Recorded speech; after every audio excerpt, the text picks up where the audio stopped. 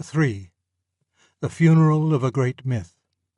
This essay was first published in Christian Reflections, 1998, and develops one of the myths in Is Theology Poetry? There are some mistakes which humanity has made and repented so often that there is now really no excuse for making them again. One of these is the injustice which every age does to its predecessor. For example, the ignorant contempt which the humanists, even good humanists like Sir Thomas More, felt for medieval philosophy, or romantics, even good romantics like Keats, felt for 18th century poetry. Each time all this reaction and resentment has to be punished and unsaid. It is a wasteful performance. It is tempting to try whether we, at least, cannot avoid it. Why should we not give our predecessors a fair and filial dismissal? Such, at all events, is the attempt I am going to make in this paper. I come to bury the great myth of the 19th and early 20th century, but also to praise it. I am going to pronounce a funeral oration. By this great myth, I mean that picture of reality which resulted during the period under consideration, not logically but imaginatively, from some of the more striking and, so to speak, marketable theories of the real scientists. I have heard this myth called Wellsianity. The name is a good one insofar as it does justice to the share which a great imaginative writer bore in building it up. But it is not satisfactory. It suggests, as we shall see, an error about the date at which the myth became dominant, and it also suggests that the myth affected only the middle-brow mind. In fact, it is as much behind Bridges' Testament of Beauty as it is behind the work of Wells. It dominates minds as different as those of Professor Alexander and Walt Disney. It is implicit in nearly every modern article on politics, sociology, and ethics. I call it a myth because it is, as I have said, the imaginative and not the logical result of what is vaguely called modern science. Strictly speaking, there is, I confess, no such thing as modern science.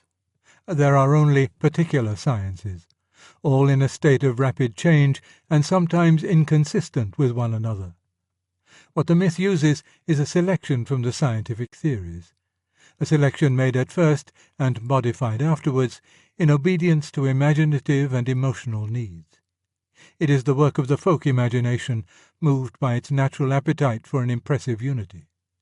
It therefore treats its data with great freedom, selecting, slurring, expurgating, and adding at will.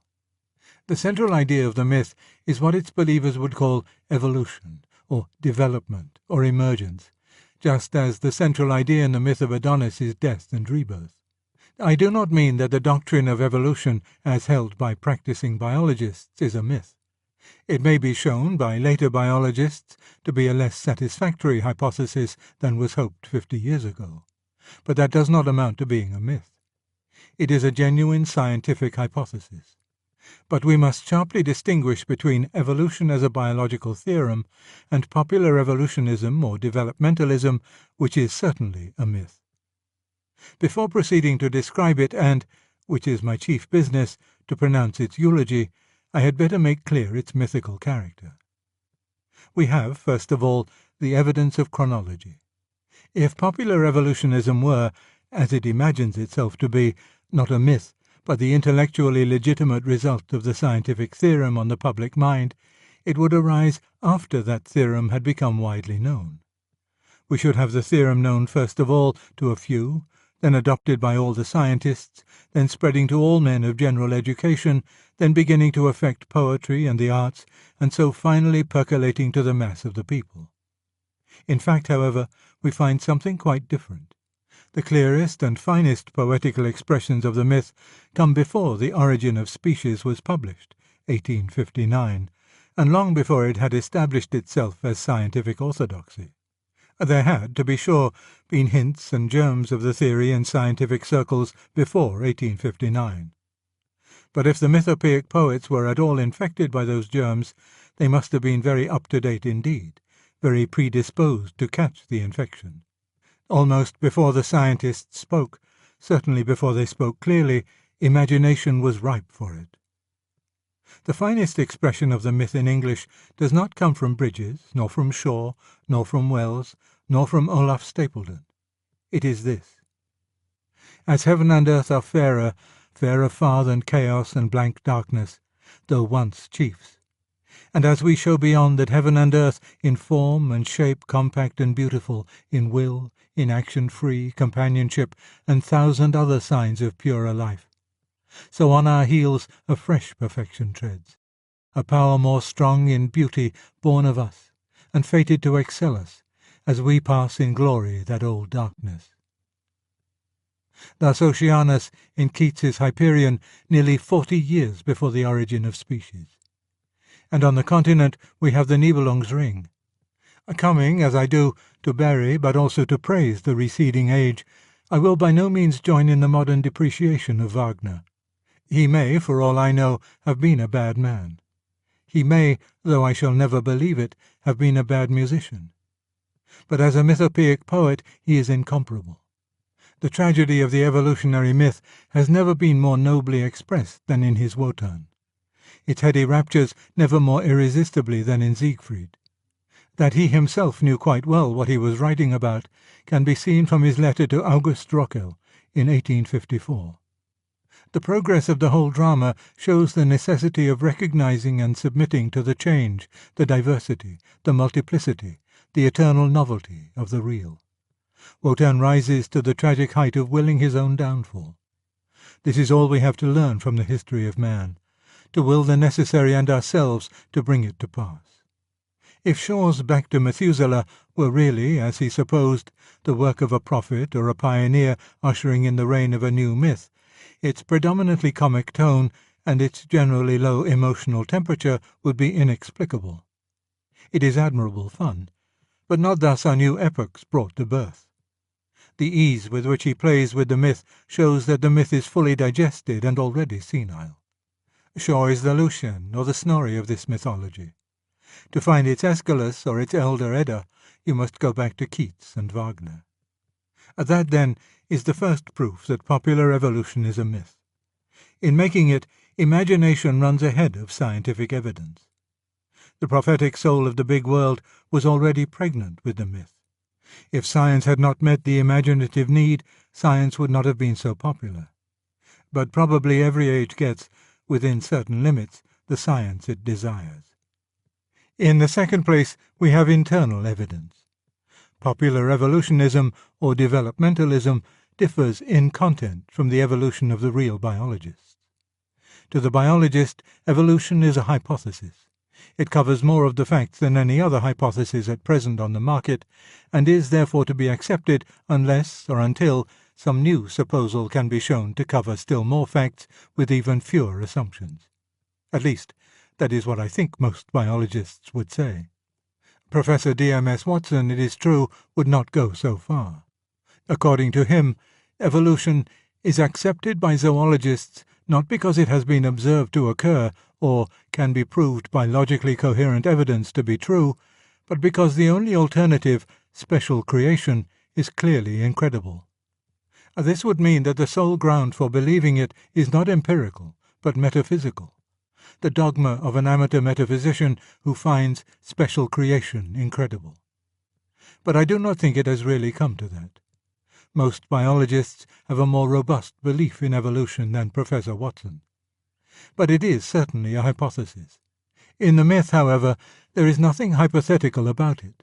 It is basic fact. Or, to speak more strictly, such distinctions do not exist on the mythical level at all. There are more important differences to follow. In the science, evolution is a theory about changes. In the myth, it is a fact about improvements. Thus a real scientist, like Professor J.B.S. Haldane, is at pains to point out that popular ideas of evolution lay a wholly unjustified emphasis on those changes which have rendered creatures, by human standards, better or more interesting. He adds, "We are therefore inclined to regard progress as the rule in evolution. Actually, it is the exception, and for every case of it there are 10 of degeneration." But the myth simply expurgates the 10 cases of degeneration. In the popular mind, the word evolution conjures up a picture of things moving onwards and upwards, and of nothing else whatsoever. And it might have been predicted that it would do so. Already, before science had spoken, the mythical imagination knew the kind of evolution it wanted. It wanted the Keatsian and Wagnerian kind, the gods superseding the Titans, and the young, joyous, careless, amorous Siegfried superseding the careworn, anxious, treaty-entangled Wotan. If science offers any instances to satisfy that demand, they will be eagerly accepted. If it offers any instances that frustrate it, they will simply be ignored. Again, for the scientist, evolution is a purely biological theorem. It takes over organic life on this planet as a going concern, and tries to explain certain changes within that field. It makes no cosmic statements, no metaphysical statements, no eschatological statements. Granted that we now have minds we can trust, granted that organic life came to exist, it tries to explain, say, how a species that once had wings came to lose them. It explains this by the negative effect of environment operating on small variations. It does not, in itself, explain the origin of organic life, nor of the variations, nor does it discuss the origin and validity of reason. It may well tell you how the brain, through which reason now operates, arose, but that is a different matter.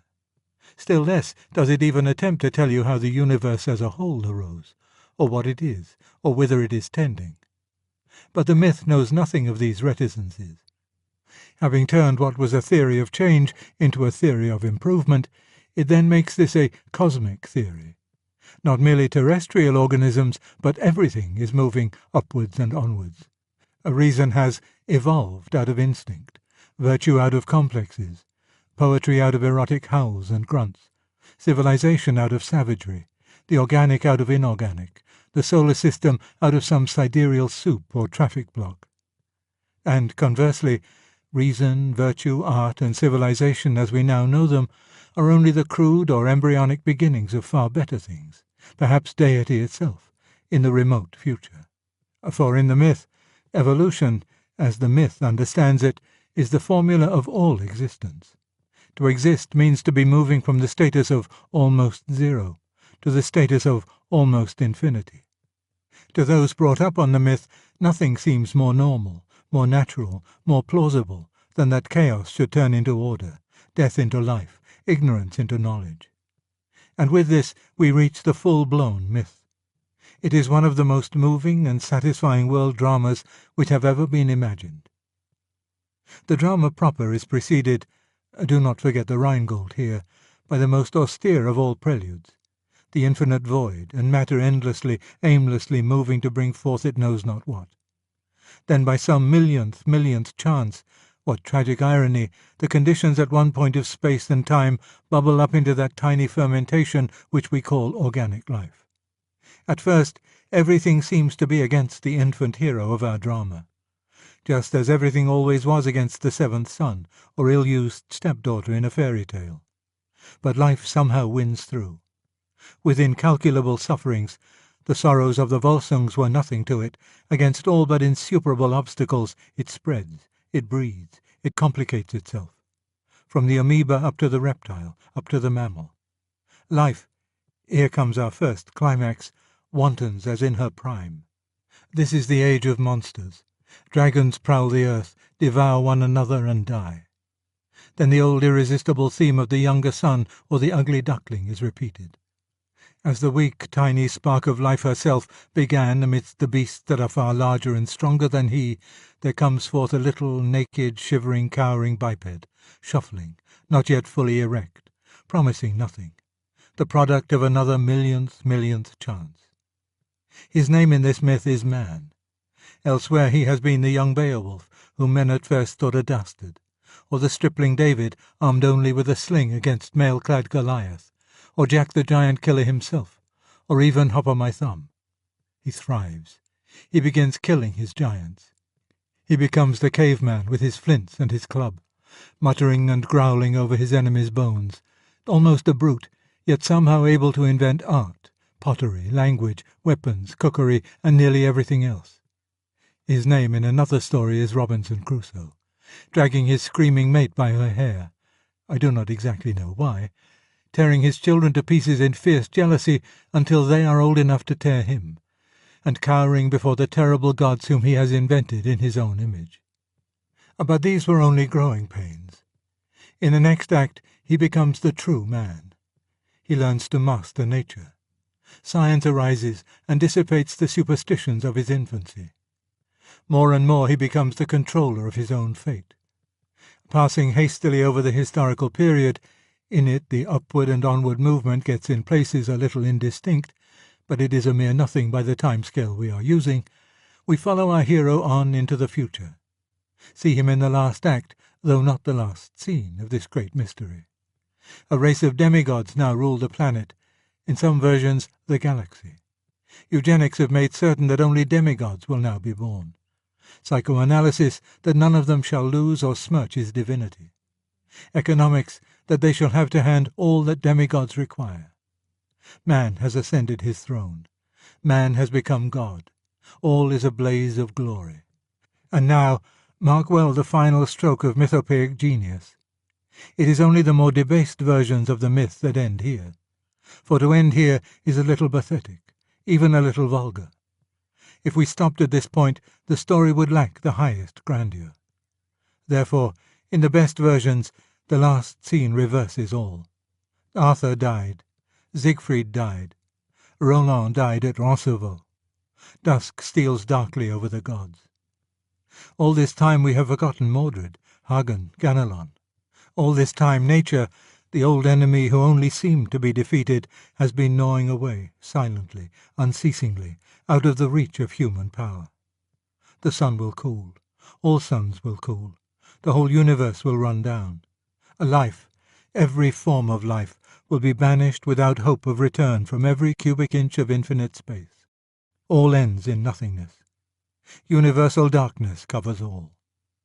True to the shape of Elizabethan tragedy, the hero has swiftly fallen from the glory to which he slowly climbed. We are dismissed in calm of mind, all passion spent. It is indeed much better than an Elizabethan tragedy, for it has a more complete finality. It brings us to the end not of a story, but of all possible stories. Enden sah ich die Welt. I grew up believing in this myth, and I have felt, I still feel, its almost perfect grandeur. Let no one say we are an unimaginative age. Neither the Greeks nor the Norsemen ever invented a better story. Even to the present day, in certain moods, I could almost find it in my heart to wish that it was not mythical but true. And yet, how could it be? What makes it impossible that it should be true is not so much the lack of evidence for this or that scene in the drama as the fatal self-contradiction which runs right through it. The myth cannot even get going without accepting a good deal from the real sciences. And the real sciences cannot be accepted for a moment unless rational inferences are valid. For every science claims to be a series of inferences from observed facts. It is only by such inferences that you can reach your nebulae and protoplasm and dinosaurs and submen and cavemen at all. Unless you start by believing that reality in the remotest space and the remotest time rigidly obeys the laws of logic, you can have no ground for believing in any astronomy, any biology, any paleontology, any archaeology. To reach the positions held by the real scientists, which are then taken over by the myth, you must, in fact, treat reason as an absolute. But at the same time, the myth asks me to believe that reason is simply the unforeseen and unintended byproduct of a mindless process at one stage of its endless and aimless becoming. The content of the myth thus knocks from under me the only ground on which I could possibly believe the myth to be true.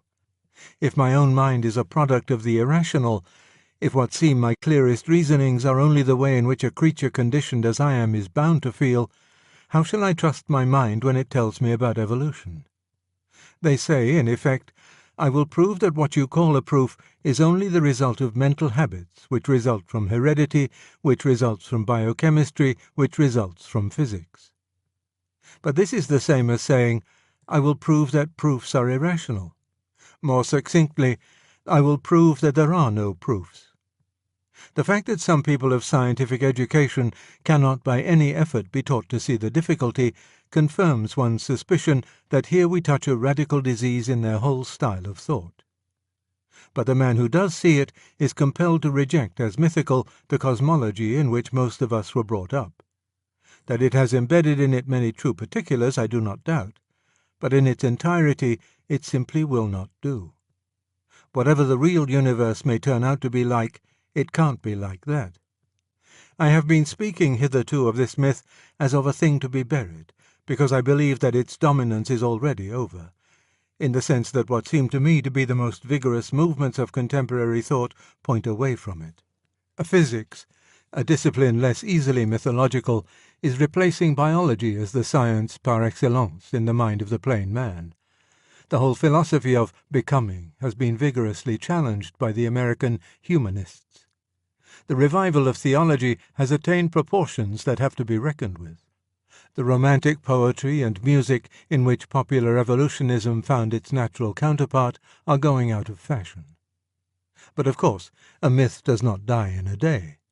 We may expect that this myth, when driven from cultured circles, will long retain its hold on the masses, and even when abandoned by them, will continue for centuries to haunt our language.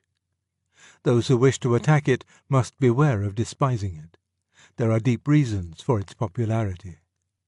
The basic idea of the myth, that small or chaotic or feeble things perpetually turn themselves into large, strong, ordered things, may at first sight seem a very odd one. We have never actually seen a pile of rubble turning itself into a house. But this odd idea commends itself to the imagination by the help of what seem to be two instances of it within everyone's knowledge. Everyone has seen individual organisms doing it. Acorns become oaks, grubs become insects, eggs become birds. Every man was once an embryo. And secondly, which weighs very much in the popular mind during a machine age, everyone has seen evolution really happening in the history of machines. We all remember when locomotives were smaller and less efficient than they are now. These two apparent instances are quite enough to convince the imagination that evolution, in a cosmic sense, is the most natural thing in the world. It is true that reason cannot here agree with imagination. These apparent instances are not really instances of evolution at all. The oak comes indeed from the acorn, but then the acorn was dropped by an earlier oak.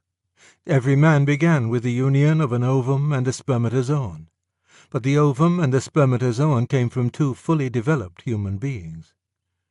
The modern express engine came from the rocket, but the rocket came not from something under and more elementary than itself, but from something much more developed and highly organized, the mind of a man, and a man of genius. Modern art may have developed from savage art, but then the very first picture of all did not evolve itself. It came from something overwhelmingly greater than itself, from the mind of that man who, by seeing for the first time that marks on a flat surface could be made to look like animals and men, proved himself to excel in sheer blinding genius any of the artists who have succeeded him. It may be true that if we trace back any existing civilization to its beginnings, we shall find those beginnings crude and savage. But then, when you look closer, you usually find that these beginnings themselves come from a wreck of some earlier civilization. In other words, the apparent instances of, or analogies to, evolution which impress the folk imagination operate by fixing our attention on one half of the process. What we actually see all round us is a double process, the perfect dropping an imperfect seed, which in its turn develops to perfection. By concentrating exclusively on the record of upward movement in this cycle, we seem to see evolution. I am not in the least denying that organisms on this planet may have evolved. But if we are to be guided by the analogy of nature as we now know her, it would be reasonable to suppose that this evolutionary process was the second half of a long pattern, that the crude beginnings of life on this planet have themselves been dropped there by a full and perfect life. The analogy may be mistaken. Perhaps nature was once different. Perhaps the universe as a whole is quite different from those parts of it which fall under our observation. But if that is so, if there was once a dead universe which somehow made itself alive, if there was absolutely original savagery which raised itself by its own shoulder-strap into civilization, then we ought to recognize that things of this sort happen no longer. that the world we are being asked to believe in is radically unlike the world we experience. In other words, all the immediate plausibility of the myth has vanished. But it has vanished only because we have been thinking it will remain plausible to the imagination, and it is imagination which makes the myth. It takes over from rational thought only what it finds convenient. Another source of strength in the myth is what the psychologists would call its ambivalence. It gratifies equally two opposite tendencies of the mind, the tendency to denigration and the tendency to flattery. In the myth, everything is becoming everything else. In fact, everything is everything else at an earlier or later stage of development, the later stages being always the better. This means that if you are feeling like Mencken, you can debunk all the respectable things by pointing out that they are merely elaborations of the disreputable things. Love is merely an elaboration of lust, virtue merely an elaboration of instinct, and so forth. On the one hand, it also means that if you are feeling what the people call idealistic, you can regard all the nasty things in yourself or your party or your nation as being merely the undeveloped forms of all the nice things. Vice is only undeveloped virtue, egotism only undeveloped altruism. A little more education will set everything right. The myth also soothes the old wounds of our childhood. Without going as far as Freud, we may yet well admit that every man has an old grudge against his father and his first teacher. The process of being brought up, however well it is done, cannot fail to offend. How pleasing, therefore, to abandon the old idea of descent from our concoctors in favour of the new idea of evolution or emergence, to feel that we have risen from them as a flower from the earth, that we transcend them as Keats's gods transcended the Titans. One then gets a kind of cosmic excuse for regarding one's father as a muddling old Mima, and his claims upon our gratitude or respect as an insufferable Stammenlied. Out of the way, old fool. It is we who know how to forge Noton. The myth also pleases those who want to sell things to us. In the old days, a man had a family carriage built for him when he got married and expected it to last all his life. Such a frame of mind would hardly suit modern manufacturers, but popular evolutionism suits them exactly. Nothing ought to last. They want you to have a new car, a new radio set, a new everything every year. The new model must always be superseding the old. Madame would like the latest fashion.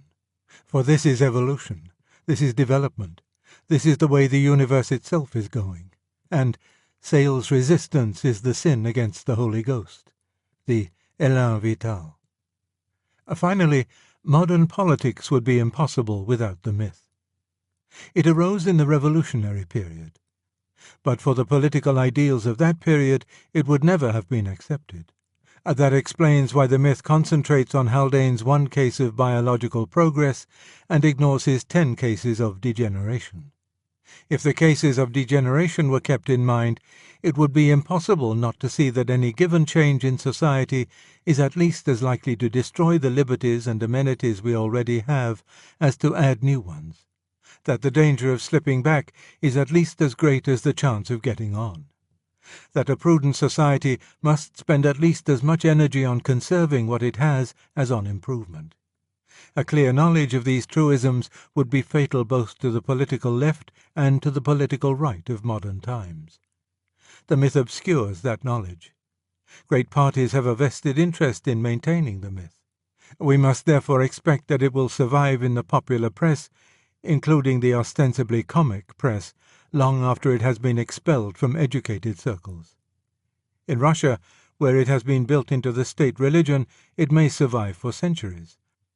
For it has great allies.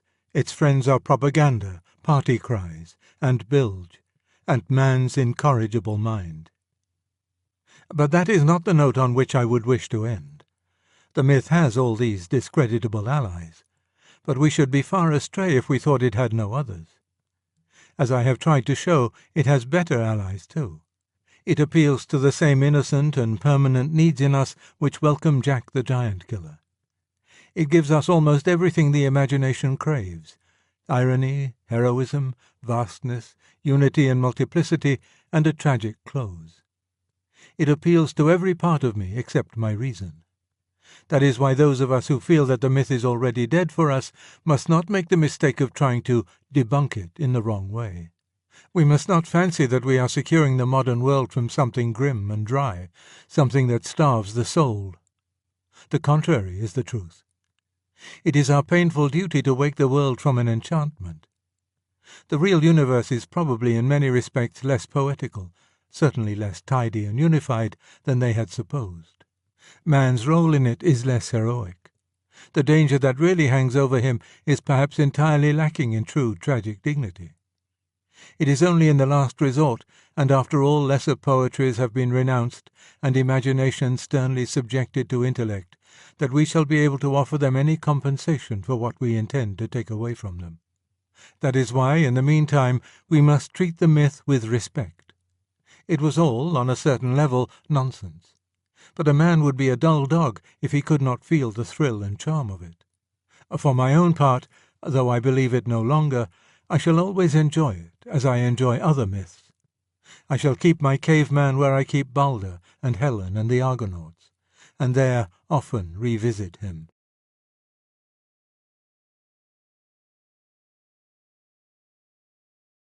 We must now consider Christian morality as regards sex, what Christians call the virtue of chastity.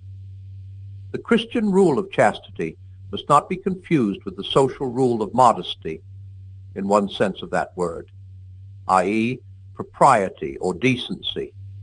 The social rule of propriety lays down how much of the human body should be displayed and what subjects can be referred to, and in what words, according to the customs of a given social circle.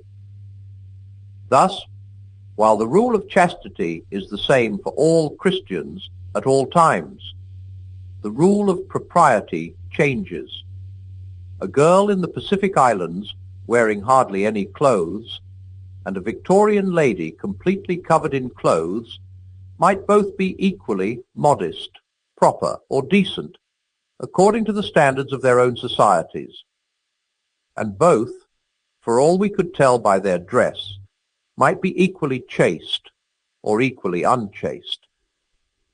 Some of the language which chaste women used in Shakespeare's time would have been used in the 19th century only by a woman completely abandoned.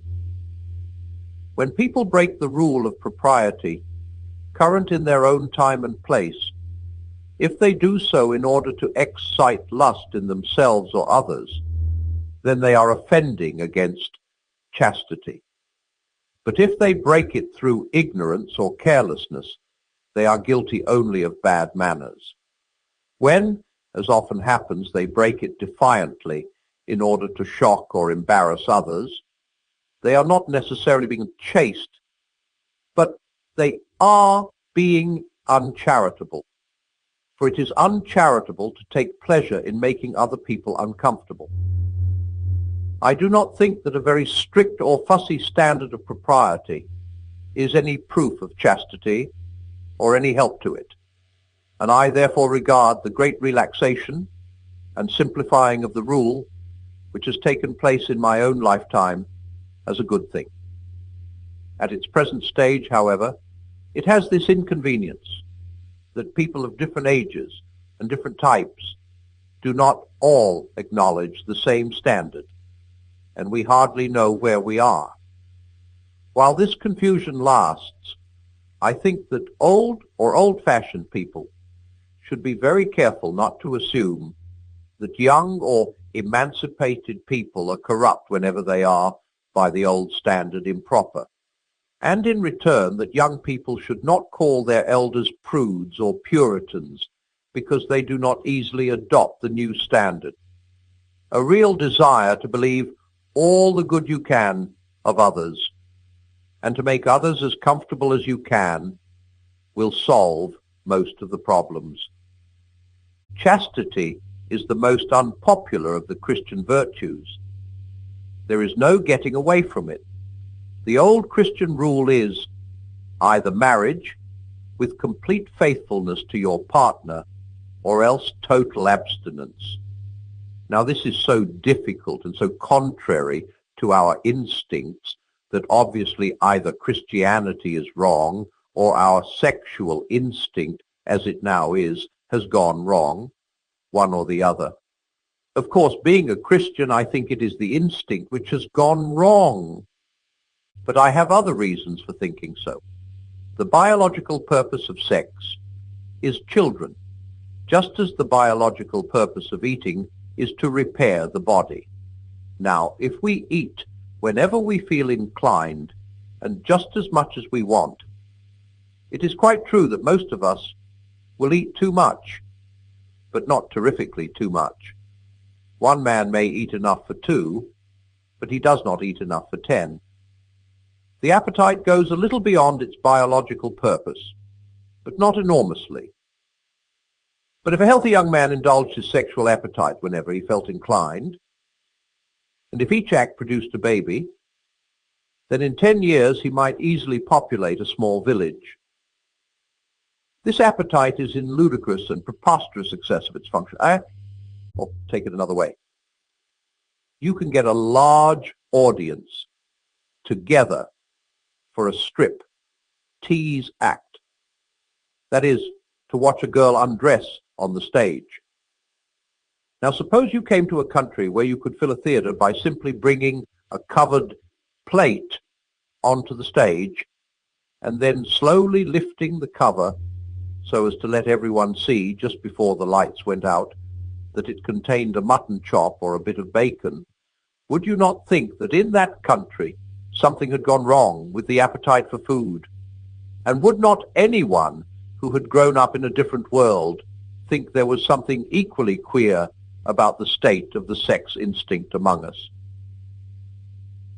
One critic said that if he found a country in which such striptease acts with food were popular, he would conclude that the people of that country were starving. He meant, of course, to imply that such things as the striptease act resulted not from sexual corruption, but from sexual starvation. I agree with him that if, in some strange land, we found that similar acts with mutton chops were popular, one of the possible explanations which would occur to me would be famine. But the next step would be to test our hypothesis by finding out whether, in fact, much or little food was being consumed in that country. If the evidence showed that a good deal was being eaten, then, of course, we should have to abandon the hypothesis of starvation and try to think of another one. In the same way, before accepting sexual starvation as the cause of the striptease, we should have to look for evidence that there is, in fact, more sexual abstinence in our age than in those ages when things like the striptease were unknown. But surely there is no such evidence.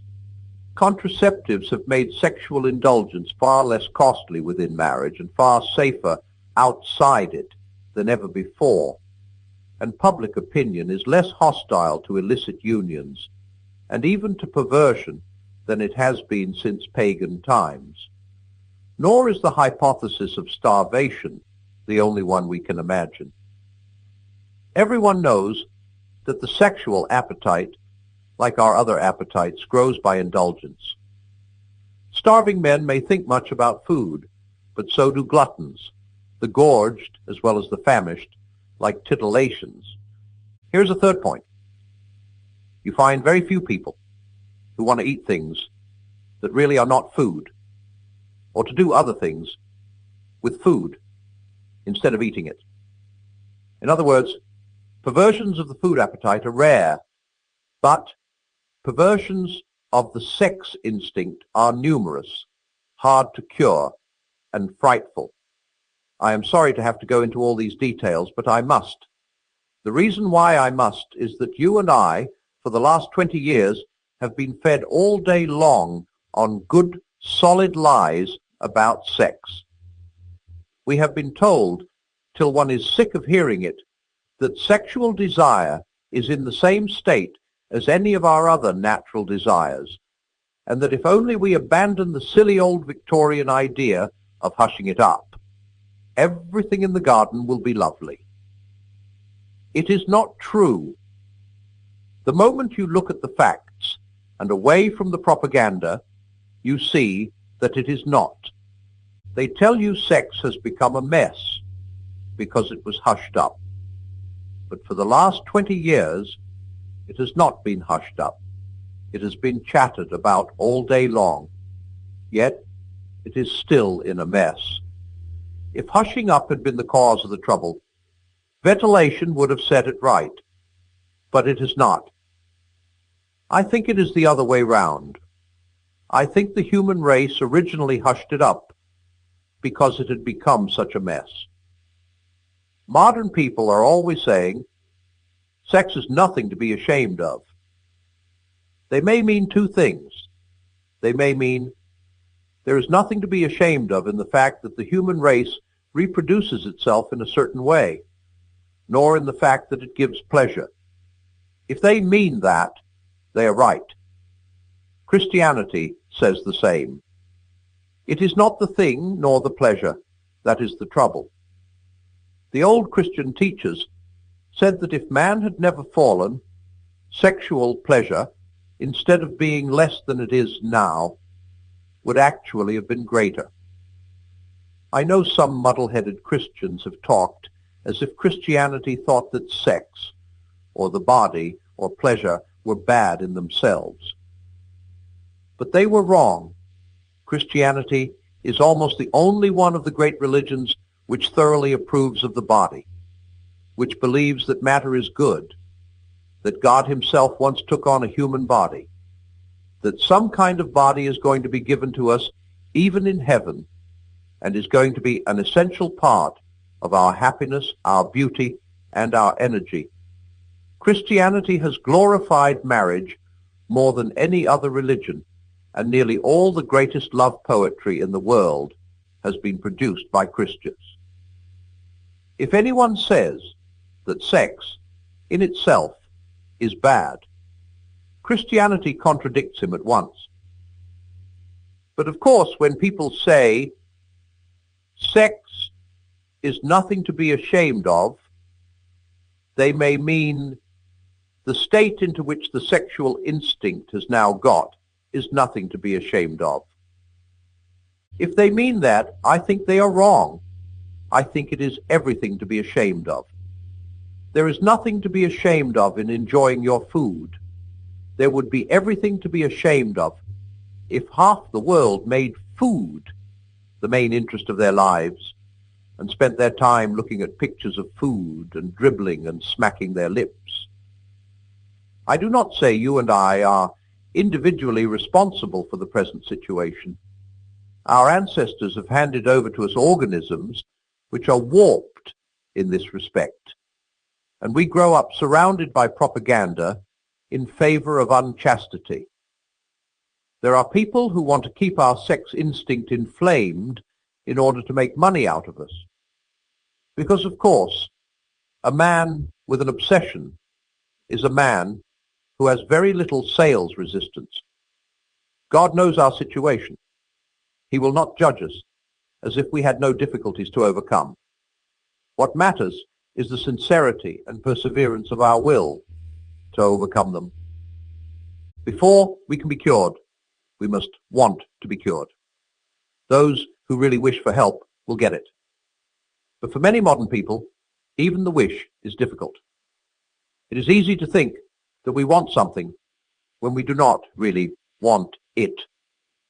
A famous Christian long ago told us that when he was a young man, he prayed constantly for chastity.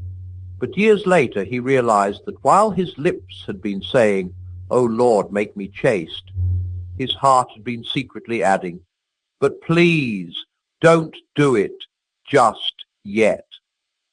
This may happen in prayers for other virtues too, but there are three reasons why it is now specially difficult for us to desire, let alone to achieve, complete chastity. In the first place, our warped natures, the devils who tempt us, and all the contemporary propaganda for lust, combine to make us feel that the desires we are resisting are so natural so healthy, and so reasonable that it is all most perverse and abnormal to resist them. Poster after poster, film after film, novel after novel associate the idea of sexual indulgence with the ideas of health, normality, youth, frankness, and good humor. Now, this association is a lie. Like all powerful lies, it is based on a truth, the truth, acknowledged above, that sex in itself, apart from the excesses and obsessions that have grown round it, is normal and healthy, and all the rest of it. The lie consists in the suggestion that any sexual act to which you are tempted at the moment is also healthy and normal. Now this, on any conceivable view, and quite apart from Christianity, must be nonsense.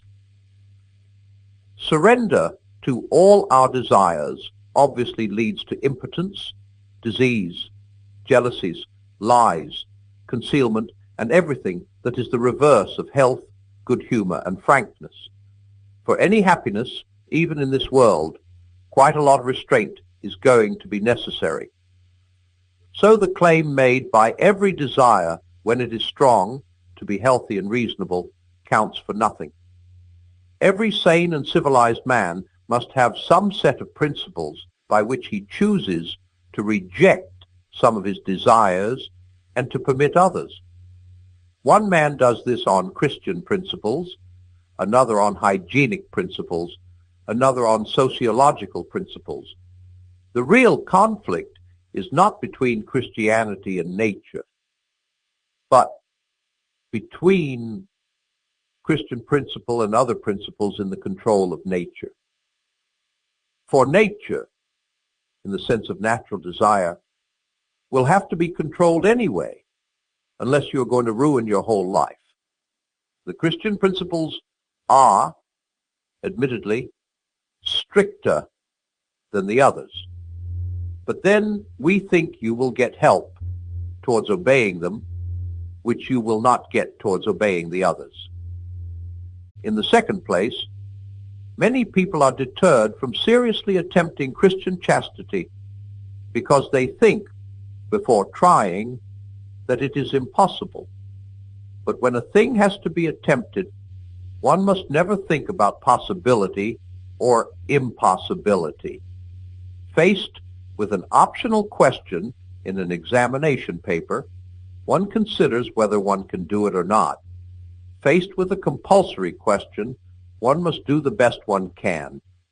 You may get some marks for a very imperfect answer. You will certainly get none for leaving the question alone. Not only in examinations, but in war, in mountain climbing, in learning to skate or swim or ride a bicycle, even in fastening a stiff collar with cold fingers, people quite often do what seemed impossible before they did it. It is wonderful what you can do when you have to. We may indeed be sure that perfect chastity, like perfect charity, will not be attained by any merely human efforts. You must ask for God's help. Even when you have done so, it may seem to you for a long time that no help, or less help than you need, is being given. Never mind. After each failure, ask forgiveness, pick yourself up and try again. Very often what God first helps us towards is not the virtue itself, but just this power of always trying again.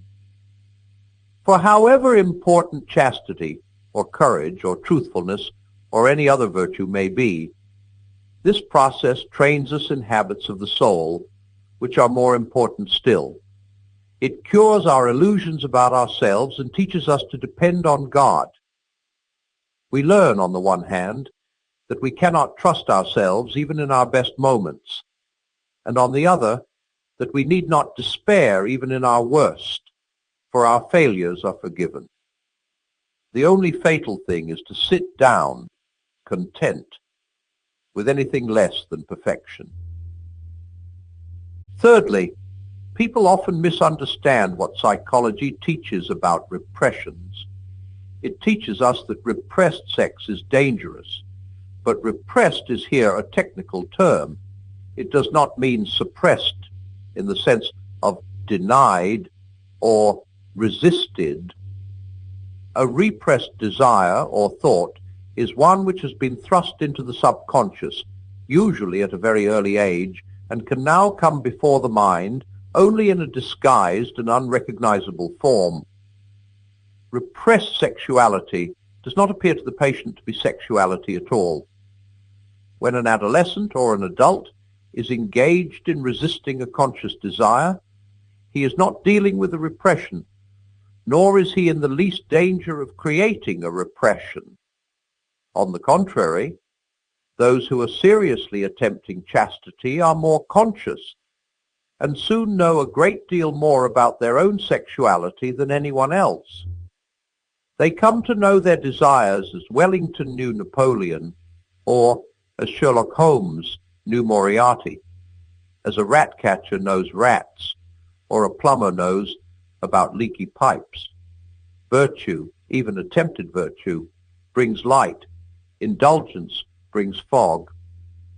Finally, though I have had to speak at some length about sex, I want to make it as clear as I possibly can that the center of Christian morality is not here.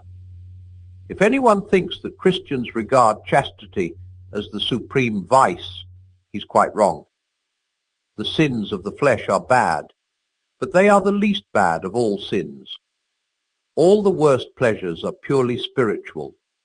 The pleasure of putting other people in the wrong, of bossing and patronizing and spoiling sport, and backbiting, the pleasures of power, of hatred.